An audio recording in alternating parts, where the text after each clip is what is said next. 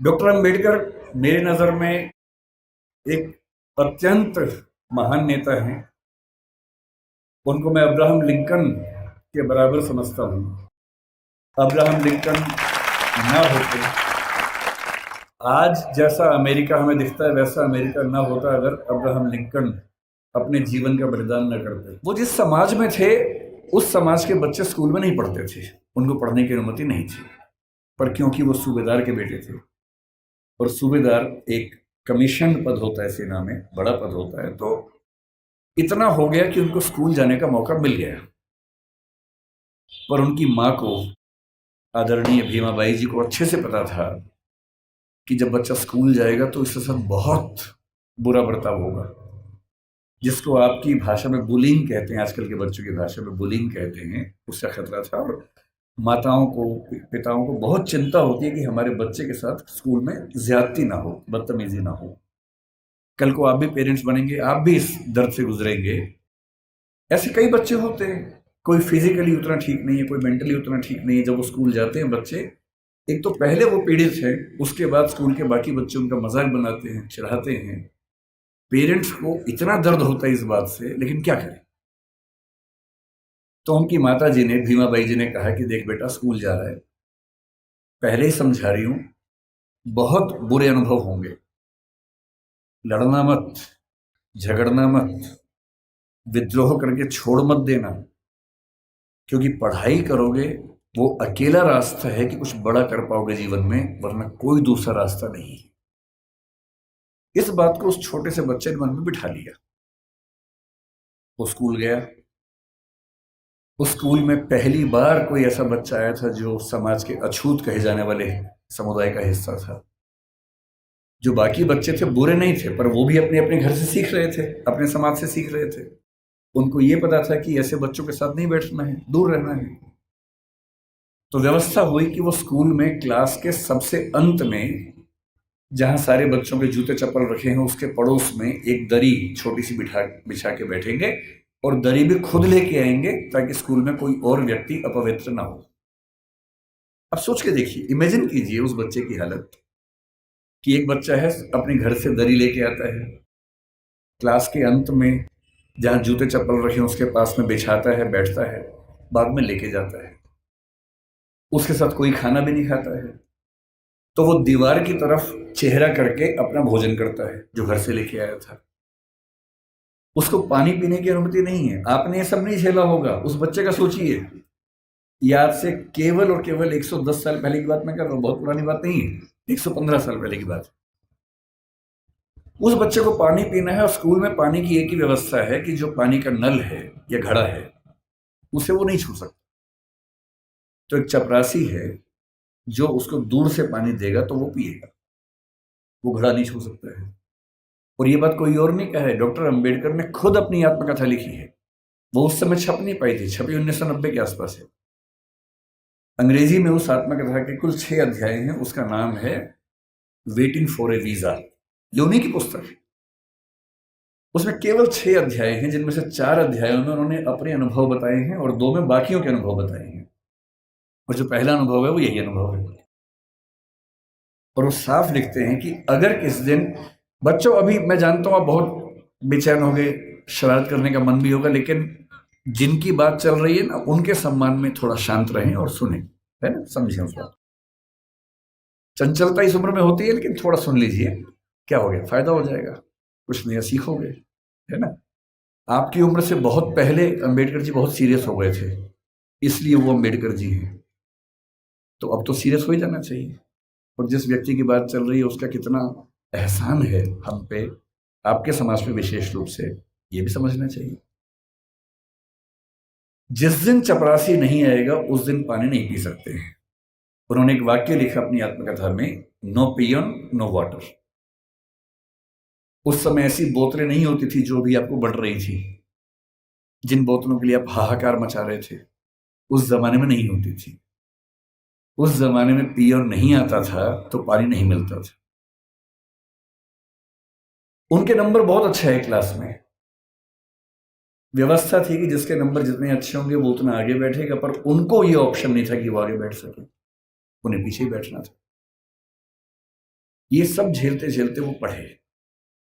जब 10वीं क्लास में आए तो एक अध्यापक उनके थे, कृष्णा जी अर्जुन सेलुस्कर नाम था उनका। उन्होंने उस बच्चे को, भीमराव को, एक छोटी सी पुस्तक भेंट की जो बुद्ध की जीवनी थी, और कहा कि इसको पढ़ो।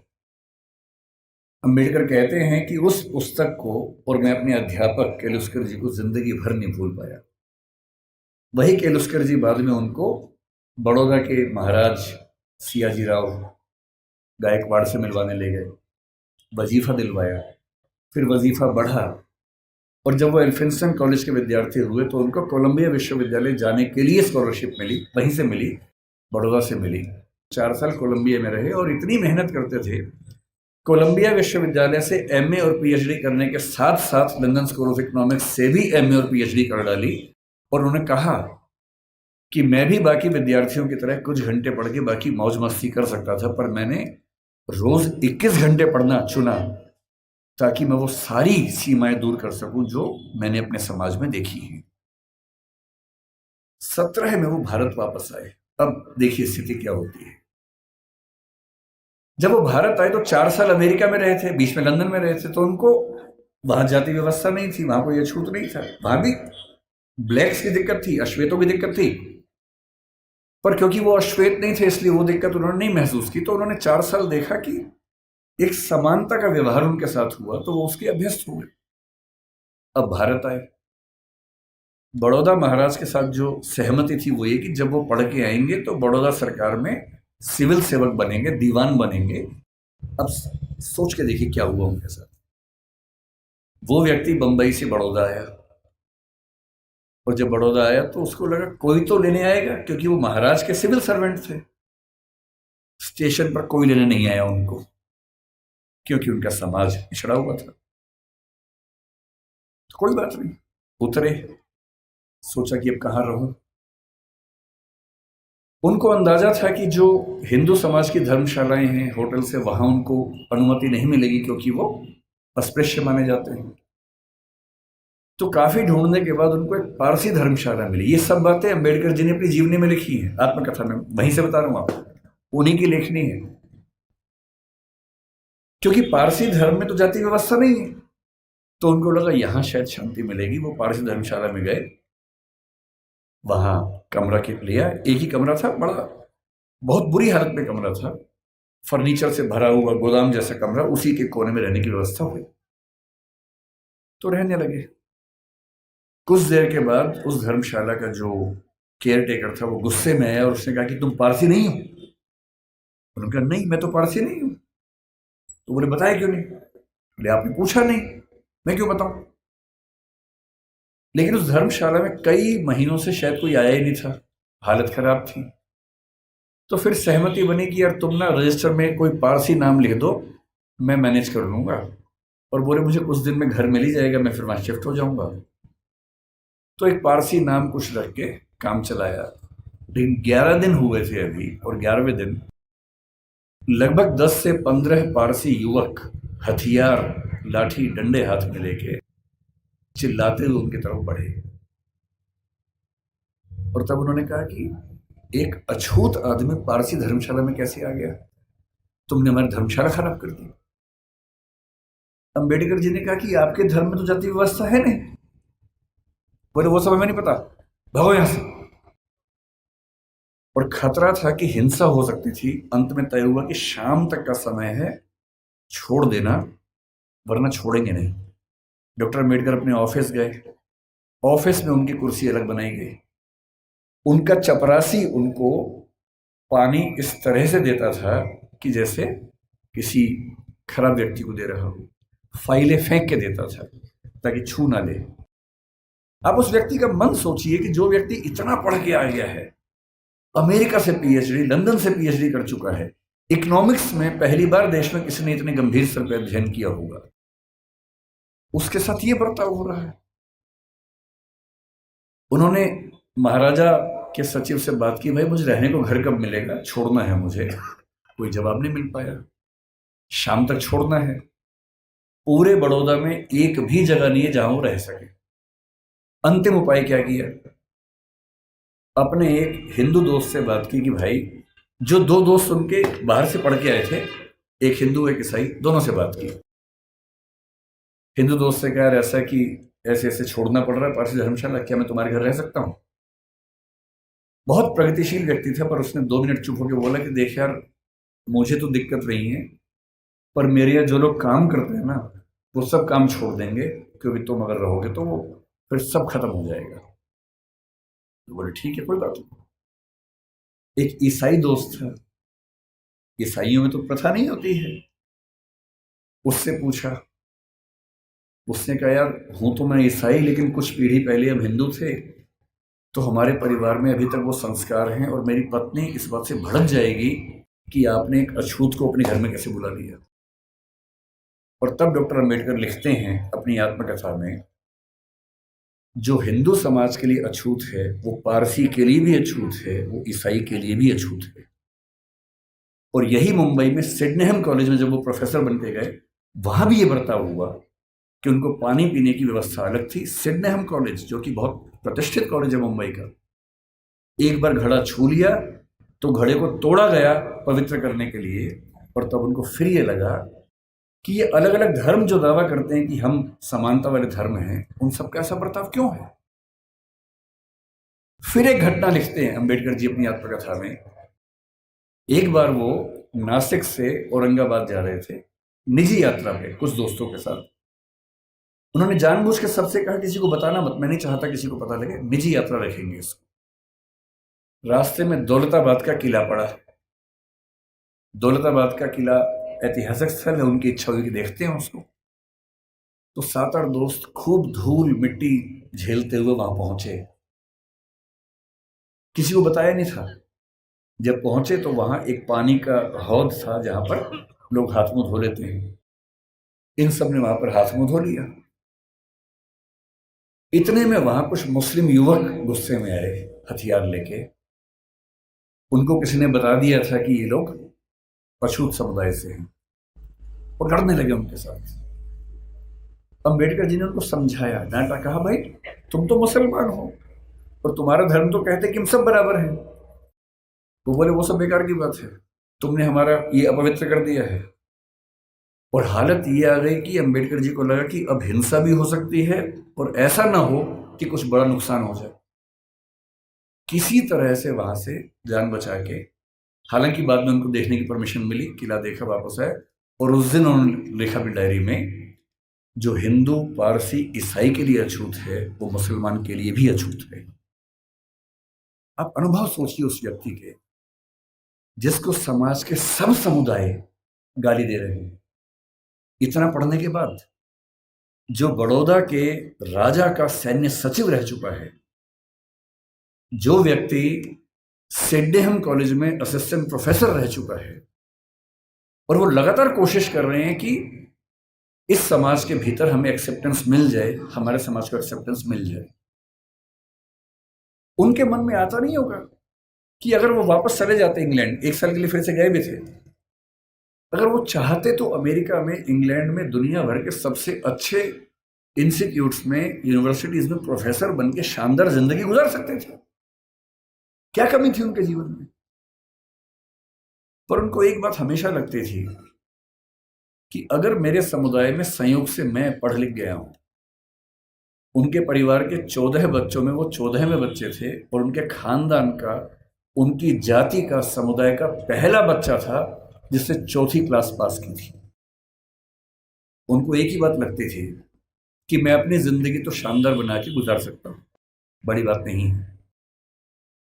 पर नियति ने, इतिहास ने मुझे एक ऐसा मौका दिया है कि यदि मैं अपने निजी सुख दुख भूल जाऊं और रात दिन 24 घंटे अपने समाज के विकास में ताकत लगा दूं, तो हो सकता है कि मेरी वजह से हजारों, लाखों, करोड़ों उन व्यक्तियों को बेहतर जिंदगी मिले जिनकी जिंदगी मानवीय जिंदगी तो नहीं है, कई मामलों में पशुओं से भी बदतर जिंदगी है।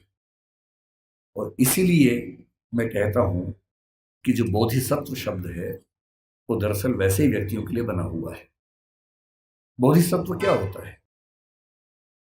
महात्मा बुद्ध के बारे में कहते हैं कि जब उनको मोक्ष मिल गया, बुद्ध मानते थे कि जीते जी भी मोक्ष मिल सकता है।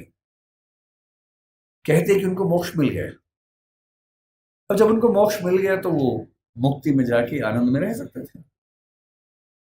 पर उन्होंने कहा कि नहीं, इस समाज में, इस दुनिया में इतने लोग दुखी हैं, इतने लोग परेशान हैं।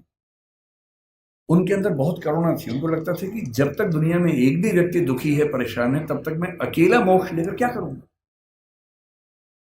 उन्होंने अपने मोक्ष को स्थगित कर दिया और कहा कि मैं लगातार प्रयास करूंगा कि मेरे साथ साथ सभी को मुक्ति मिले। और तब से बुद्धिज्म में कंसेप्ट आया कि जो व्यक्ति अपनी मुक्ति के लिए अर्ह है, एलिजिबल है, उसके बाद भी मुक्त नहीं होना चाहता, क्योंकि वो चाहता है कि मैं सबको मुक्त करके मुक्त होऊंगा, उसको बोधिसत्व कहते हैं। और इस समाज में यदि कोई सच्चा बोधिसत्व हुआ है तो वो डॉक्टर अंबेडकर हैं। इस बात को हमें ईमानदारी से मानना चाहिए। इतने बुरे अनुभवों से गुजरने के बाद इस व्यक्ति को गुस्सा क्यों नहीं आएगा?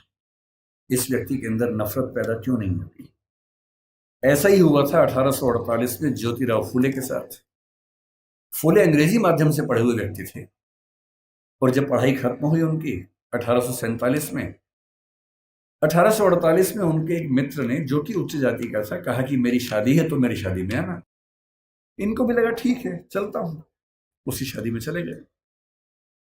उस शादी में वो गए, और दूल्हे के माता पिता ने जैसे ही देखा कि एक अवर्ण व्यक्ति विवाह में आ गया है, इतना खराब से उनको लताड़ा, इतना अपमान किया। और ज्योतिराव फूले कहते हैं कि वही मेरा टर्निंग पॉइंट था। मुझे इस अपमान और इस जिल्लत से सिर्फ खुद को नहीं, अपने समाज के हर व्यक्ति को बाहर निकालना था। और इसलिए 1848 में उन्होंने पहली बार लड़कियों का स्कूल खोला, अपनी पत्नी को पढ़ाया, देश के इतिहास में पहली बार लड़कियों की पढ़ाई लिखाई की व्यवस्था की।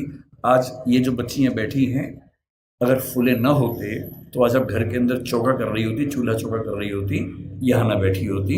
इसलिए जिन व्यक्तियों की वजह से हम अच्छा जीवन जी रहे हैं, उनके प्रति कृतज्ञ होना हमारा धर्म है, हमारी जिम्मेदारी बनती है। इतनी खराब परिस्थितियों के बाद जो व्यक्ति इतना आगे बढ़ा, उसने देश के लिए क्या क्या किया, हल्का सा अंदाजा ये भी आपको। जो लोग कहते हैं कि उन्होंने केवल दलित समाज पर कल्याण किया, वो बहुत छोटी बात कहते हैं। वो तो किया ही। उन्होंने महाड़ सत्याग्रह किया, उन्होंने पानी के लेकर खूब सत्याग्रह किया, मंदिर प्रवेश को लेकर सत्याग्रह किया। जब उनको लग गया कि सबसे बात नहीं बनेगी, वो नाराज भी हुए। 1927 में उन्होंने मनुस्मृति दहन किया। 1935 में येवला में घोषणा की कि मैं पैदा हुआ हूं हिंदू धर्म में, लेकिन मैं मरूंगा नहीं हिंदू धर्म में। महात्मा गांधी ने उनसे निवेदन किया कि ऐसा ना करें। उसके बाद 21 साल तक वेट किया ताकि समाज अगर बदल सके तो मुझे इतना बड़ा स्टेप ना लेना पड़े। और 1956 में जब उनको लग गया कि मेरी मृत्यु नज़दीक है और मैं अपने समुदाय को संशय में, दुविधा में न छोड़ के जाऊं, तो अपनी मृत्यु से केवल 1.5 महीना पहले 14 अक्टूबर के दिन उन्होंने बौद्ध धर्म को अपना लिया। ये तो एक पक्ष है उनके जीवन का, जो दलित समाज या अछूत समुदाय को मुख्य धारा में लाने के लिए उन्होंने किया। उनके जीवन का उससे बड़ा पक्ष जो मेरी नज़र में है, वो महिलाओं के बारे में है। आपको अंदाजा नहीं होगा शायद, जब भारत का संविधान बना, उन्होंने बहुत जिद की, और ये बात 1935-36 से ही शुरू हो गई थी, आज़ादी की बात तक चलती रही, कि महिलाओं को बराबरी मिलनी चाहिए। और महिलाओं को बराबरी देने के लिए यूनिफॉर्म सिविल कोड का आना बहुत ज़रूरी था, जिसको आजकल हम बोलते हैं समान नागरिक संहिता। ये यूनिफॉर्म सिविल कोड आज सरकार कह रही है कि हम लेके आएंगे। ये जिद जिस व्यक्ति की थी, वो डॉक्टर अंबेडकर थे। उनको पता था कि जब तक सामाजिक कानून सभी धर्मों में पुरुष और महिला के लिए बराबर नहीं होंगे, तब तक महिलाएं आगे नहीं बढ़ सकती हैं। और उन्होंने कहा था, मैं किसी समाज की प्रगति का अनुमान इस बात से करता हूं कि वहां महिलाओं की हालत कैसी है। अगर महिलाएं पढ़ी लिखी नहीं है, वो घर के अंदर बंद है, तो समाज कैसे प्रगति करेगा? वो नेहरू जी से लड़ गए। जिस सरकार में वो कानून मंत्री थे, 1946 से 51 के बीच का जो दौर था, उन्होंने नेहरू जी से, जो प्रधानमंत्री थे, खूब झगड़ा किया कि यूनिफॉर्म सिविल कोड आप लेके आइए। उस समय नेहरू जी का मानना यह था कि 1951 के पहले आम चुनाव होने के बाद, जनता से विश्वास लेने के बाद मैं लेके आऊंगा। और अंबेडकर साहब ने नाराज होकर इस मुद्दे पर देश के कानून मंत्री के पद से इस्तीफा दिया और एक भाषण दिया जिसमें कहा कि नेहरू जी ने अपने वायदे को निभाया नहीं है और महिलाओं की बराबरी के लिए जो प्रयास करना चाहिए वो प्रयास कर नहीं रहे। और फिर 1956 में उनकी मृत्यु होने से 1.5 साल पहले जो हिंदू कोड बिल था, Hindu code bill uniform civil code का एक बड़ा हिस्सा था जो हिंदू समाज के बारे में था, उसको 4 कानूनों के रूप में नेहरू जी ने पारित करवाया, जिसमें से एक हिंदू मैरिज एक्ट है, एक हिंदू सक्सेशन एक्ट है।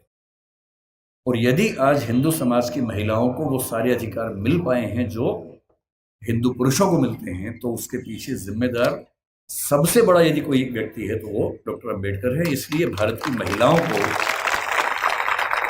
आप जिस भी धर्म को मानते हो, मुस्लिम समाज पर यूनिफॉर्म सिविल कोड उस समय लागू नहीं करवा पाए वो, अब शायद वो भी होगा।